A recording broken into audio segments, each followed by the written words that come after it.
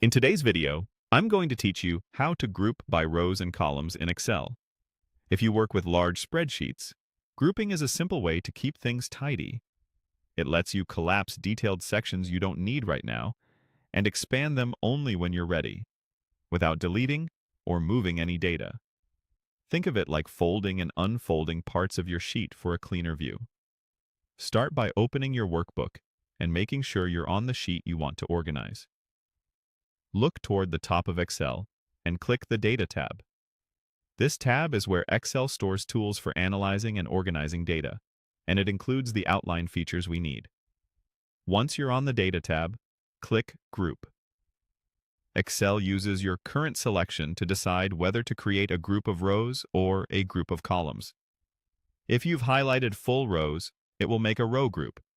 If you've highlighted full columns, it will make a column group. If nothing is selected, Excel may ask what you want to group. As a tip, select exactly the rows or columns you want to fold before clicking Group, so the outline lands in the right place the first time. After you create the group, you'll see small gray outline controls appear. For row groups, they show up along the left side next to the row numbers. For column groups, they sit above the column letters. Each group displays a minus button when it's expanded. Click the minus to collapse the group and temporarily hide those rows or columns. The button will turn into a plus, and clicking the plus expands the group again to bring everything back. This simply hides and shows the group. It never deletes your data or changes your formulas.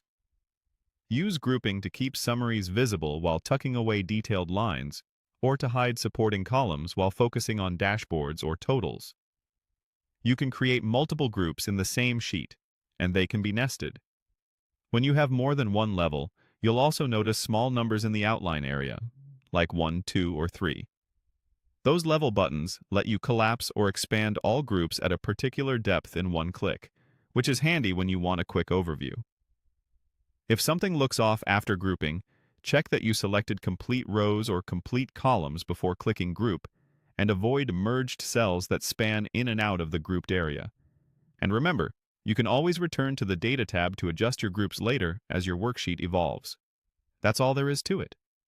Click Data, click Group, and use the plus and minus controls to hide or unhide your table sections as you work.